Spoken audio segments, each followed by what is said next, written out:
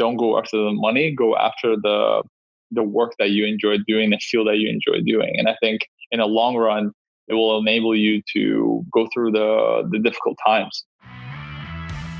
Welcome to Honest Ecommerce, where we're dedicated to cutting through the BS and finding actionable advice for online store owners. I'm your host, Chase Clymer, and I believe running an online business does not have to be complicated or a guessing game. If you're struggling with scaling your sales, Electric Eye is here to help. To apply to work with us, visit electriceye.io/connect to learn more. Now let's get on with the show.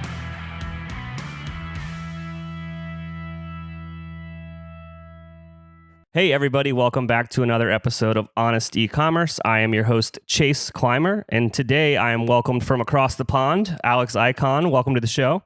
Good to be here. Thank you for having me on. Oh, thank you for being here. So Alex is the co-founder of Intelligent Chains and Luxy Hair, and he also nowadays he's also an angel investor for brands like Calm and June. This is going to be a fun one. I'm excited. Yeah, me too. Awesome. So I just asked you this in the pre-interview, but we're going to get back into it. So let's go all the way back to the beginning. How did getting fired from your job at the bank change your life?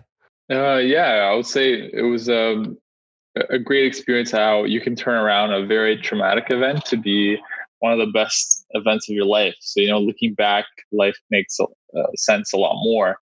So at that time, I really thought I was going to be, climbing the corporate ladder, be a banker. I really want to aspire and be that. I got into a bank before I went to university, and I thought, hey, I'm really kind of going to be on my way, to the top.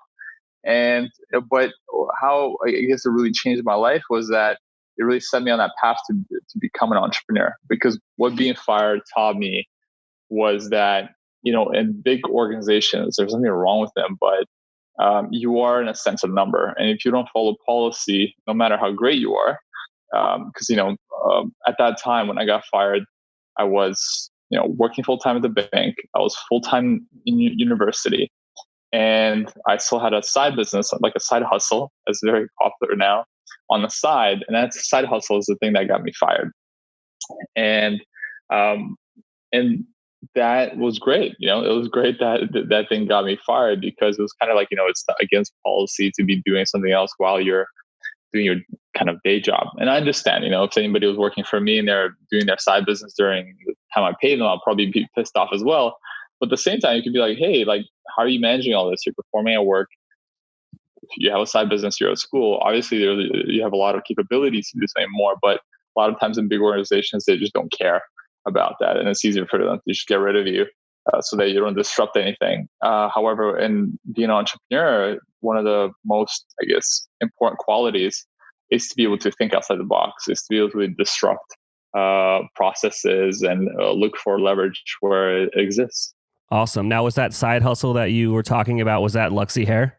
No, not at all. That was before Luxy Hair. So this was, we were shipping cars, me and my friend from, he would get clients in Russia, and we kind of like broker it. We'd buy the car for them and ship it over. It was just it didn't last too long, but Hey, I got to respect the hustle. Yeah, exactly. Do whatever to make some dollars, Absolutely. So how long after you exited the bank did the beginnings of Luxy Hair come around?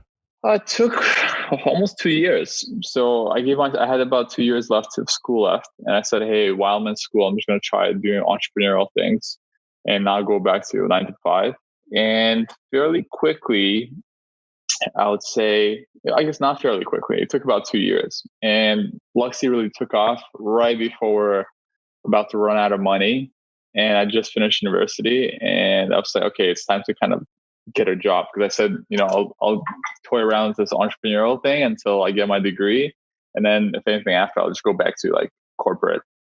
And we're just running out of money, and me and my wife, and it was just about that time that we did the Hail Mary and Luxy Hair, which was great.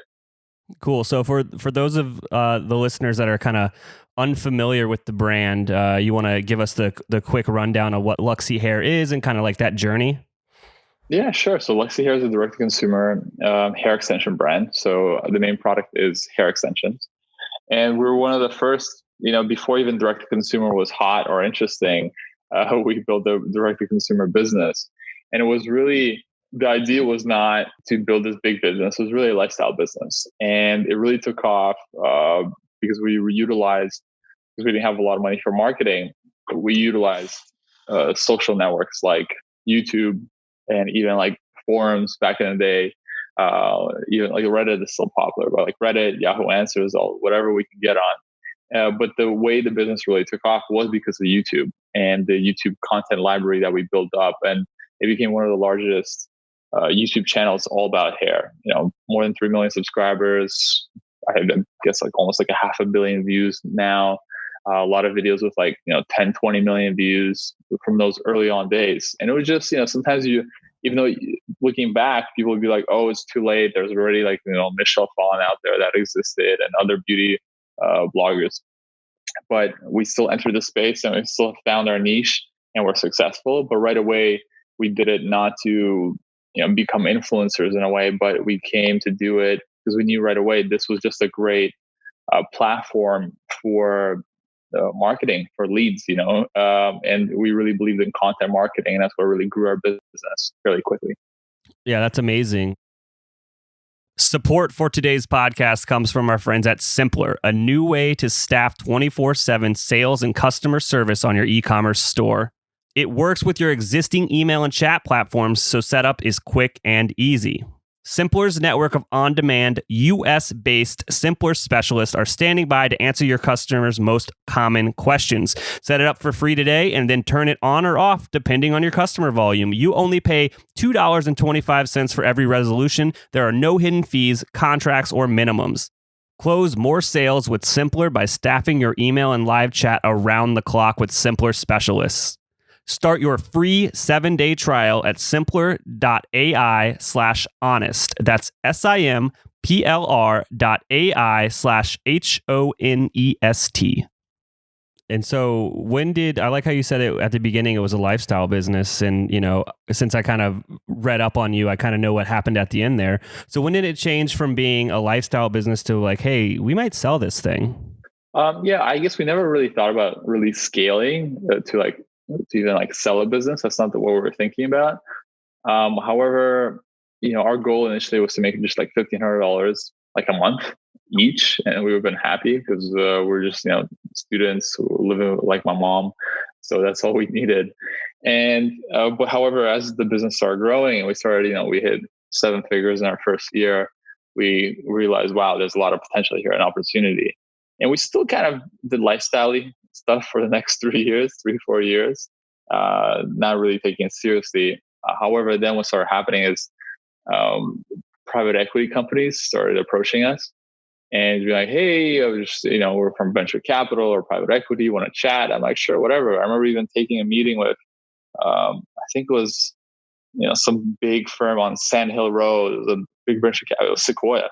Somebody from Sequoia is like a big tech for some reason. I don't know why they were getting in touch with a hair extension company. I think one of the partners, his wife, was one of our customers. And he's just like, I remember we're in San Francisco. He's like, hey, come down. We met him on Sand Hill Road. They're just talking to us about the business. Like, how big is it? What's the market opportunity? All this stuff. But we didn't care to pitch or raise money. But I guess then we realized, wow, okay, there's some potential. And then a little later down the year, we also met some other private equity people in New York, and they were actually really serious. They gave us an offer, like term sheet, like their whole real deal. But I think they saw that we weren't kind of experienced. They gave us it was still a pretty good offer, but it was still pretty lowball, considering to the valuation we were able to get after when we sold the company. But I would say around that time, it got me moving around this idea of like, oh, you can actually build the business and like sell it for multiples or year for your profits for the future, which was a really interesting concept.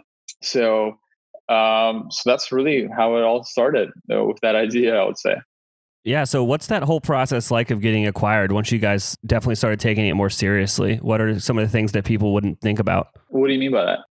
So how much due diligence did you guys have to do with your accounting? What are some of the parts of that process of getting acquired that, were either surprising or a bit tough? I don't think they were surprising at all, because what happened was, I guess, as we got this idea from speaking to a lot of private equity people, I kind of reverse engineered and asked them what they're looking for, in terms of how to raise valuations, how to get better valuations. And it does take a lot in regards to, how do you have a business that can run and sustain on its own without, because I think you only become an entrepreneur when the business actually doesn't require you.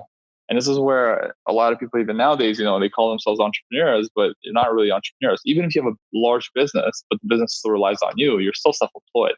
What a lot of these private equity venture capital people maybe realize is that, entrepreneurship is when you build a system, you build processes where you're able to get those repeatable customers and systems in place.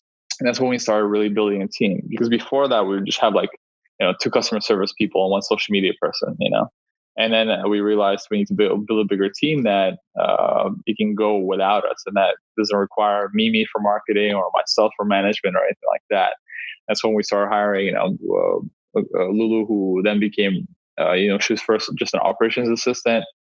She then became a general manager, and we started building out the team. And so I guess in that whole process, Lulu was really great. She managed that whole build up and process. Like, she's really good at processes. And so it's really about, having people on your team who can create a lot of those systems. So Lulu was really in charge of getting that back end, those finances in order, all that stuff. And when it came to sell, we worked with an investment banker, but lots of lessons there. I wouldn't go that route with working with the individual that we did, but it's all really about, I would say, getting your house in order, being organized, and that's what the buyer wants. Because in a way, if you're looking to sell your business, it's somebody's looking for kind of a ready package that is able to reproduce income for them. Because I remember a big lesson one of my friends who sold businesses before said. He said, you shouldn't really think of selling your business, because if somebody wants to buy your business, most likely is because it's going to create income for them. Because once you get acquired and you get liquid capital, okay, what are you going to do with it now? You pay taxes on it. After you pay taxes on it, what is left over? How can you recreate the same cash flow that your business was generating before? It's actually pretty tough. So it has to be a very compelling reason for you to sell your business. Otherwise, I think you're better off long-term sticking around the same business. Yeah, I kind of, I believe that, everyone's talking about scaling these businesses as big as possible. And how can we scale, especially with Shopify and just how direct consumers going with performance marketing and stuff. And almost lifestyle businesses in a sense these days have gotten a bad rap. But I don't think that's necessarily a valid perspective to have. I think a lifestyle business, if you want to build up a successful income for yourself on a business and kind of have it run itself, I think that's perfectly fine. No one says you have to be the biggest fish in the pond. No, I actually don't think. I agree with you. And I think most people should actually focus on building good long-term businesses, mostly for themselves. And the reason it's a bad rap, it's just a bad rap for private equity, for venture capital people. They don't like people like myself who are more comfortable, who are relaxed, who are not trying to grow and make money as much as possible. It's just not interesting to them. So then they portray kind of lifestyle entrepreneurs as, it's not interesting for them. Yeah, I don't like that at all. So I got a 2-part question, kind of about the journey of Luxy Hair. So the first would be what was the biggest failure that you guys overcame, or the biggest lesson learned? And then on the flip side, what was the biggest win within building the business? I think the biggest, like I said, learning has always been the importance of building a team. I think people, if you really, like I said, want to scale a business and build a bigger business beyond yourself, it's how do you go beyond your capabilities? I think this is where most people get stuck, is that they're trying to do everything themselves. And I'm there myself. That's something I still struggle to this day. So that's a big learning, how you can really just grow faster and better and build just better systems and create a better experience for your customers when you have a better team put together with great people. And the second part, I guess, what was the second part? To remind me. What was the biggest win? The biggest win is definitely creating freedom for yourself, right? Yeah. I think I think now, even early in the business, I don't think really much has changed. Post acquisition, I just have more money in my bank account. But in reality, my lifestyle is the same as it was before as it is now, because I've always put lifestyle as a priority. So, and my choice, I think, of why a lot of people should or want to become entrepreneurs is freedom. And freedom, not just like to be on the beach all day, but I guess the idea of freedom for me is really to be able to choose what you want to work on, the projects you want to work on, and when you go into work and how you work and all that stuff. So that's freedom for myself. So that was the biggest win. That's awesome. You know what's really funny here is because I've got a list of questions in front of me that I haven't shared with Alex, and he's just like naturally progressing into the next question somehow. He's got like a fifth sense here or something. I know you said you want to send me the questions. I'm like, dude, I don't do that. I just go with the flow. Awesome. Let's be honest today. All of your customers are going to have questions. And what are you doing to manage all those questions? Do you have a help desk for your business?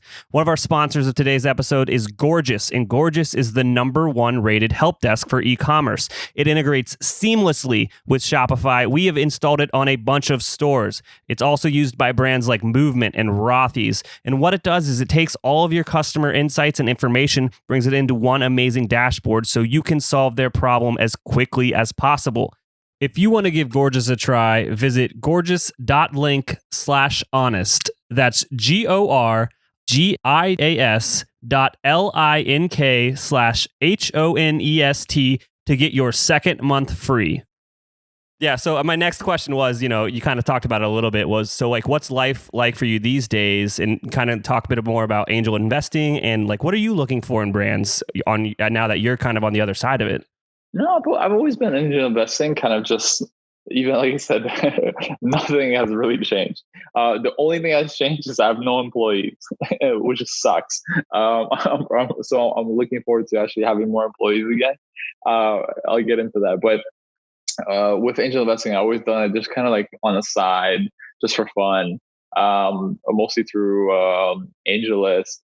I think there, like I said, I wouldn't recommend for anybody to do it. It's an expensive hobby. And sometimes, you get a hit. So hopefully, even though Calm investment was one of my earliest, smallest investments, hopefully it will return my overall portfolio of investments. But it's really just looking for, I think my best investments have done are the ones which I understood. Like going back to the Calm one, like I said, it was through Jason Calacanis, Syndicate, and AngelList. And when I looked at it, I'm like, I don't think this is really a venture-backed business that's going to scale. But I'll just throw them like a small amount of money because I believe in the concept of like mindfulness, meditation, all that stuff, and that did really well. So I think and whenever I try to like invest in like data tech companies that I know nothing about, but I'm like, oh sure, cool, it sounds cool. Those actually didn't do so well. So it really goes to that rule of, Warren Buffett, invest for what you understand. And then, so that's pretty much it. That's kind of my strategy for investing. I mean, I couldn't agree more. If you don't understand it, how do you know if it's a good idea? It's just it's other people telling you. Yeah, exactly. But like lifestyle, but on your second part of the question, like the rest of lifestyle, nothing has really changed. I think the only thing is, as I commented, is just it's so much harder without employees. Like when you have a team to support what you do and when you grow, it's just so much easier. It sucks to do things on your own. I'm going through that pain point right now. If anyone listening is a developer and you want a job, hit me up, by the way. Yeah, definitely. Cool. So before I let you go here, is there any other advice that you'd like to share with like young entrepreneurs? A lot of our listeners are, in the e-commerce space, starting in SMB, something like that. So anything else that you'd like to share? I think going to that advice I was saying about investments is same thing with the business is, the reason we sold Luxy Hair is not because it wasn't a great business or like that, or because it gave us a big return. As I said earlier, is that, selling a business is actually like, it's not a smart move, I think, unless you're getting totally outsized return. The reason we sold is because we weren't fully still passionate about the business long term. And I think this is where I'm at now with Intelligent Change. I just bought out my business partner, and I'll be focusing on that, full time, long term, is because, and I sold the previous business, I just wasn't interested in that business. So I think the opportunity and the main lesson is don't do business for money. You can skip that step and go right into working on the business that you're actually passionate about, or at least you're, a lot of people say, oh, don't follow your passion. But I still believe you have to have some sort of interest in that industry that you're doing. So for me, doing hair extensions, it was great. I'm very grateful. It has allowed me to have the platform I have to invest, to do other businesses, to all that stuff. But in reality, maybe, I started Intelligent Change in 2013. If I, and that's the same time Calm started. So if I actually focus on that business and build more, digital apps, focus on the 5-minute journal app, focus on other applications, focused on other products in that business, maybe that business could have been 10 times bigger than Luxy Hair. Who knew? Because I was more interested in that category and that business. So all I would say to anybody is don't go after the money, go after the work that you enjoy doing, the field that you enjoy doing. And I think in the long run, it will enable you to go through the difficult times, because for sure, guaranteed, having a business is very difficult. And why it's difficult is because it truly relies on you. It's all about you take responsibility for everything. It's nobody else's fault. It's your fault as a leader. So that's kind of the thing. Go after and do what actually you're interested in, and not just because it's going to make you the most amount of money. Because long term, even if I've met lots of people who make lots of money, but if they're not passionate about what they're doing or they're interested in what they're doing, they're just miserable. And they go miserable to work. They go miserable in their day-to-day life, even if they have a lot of money.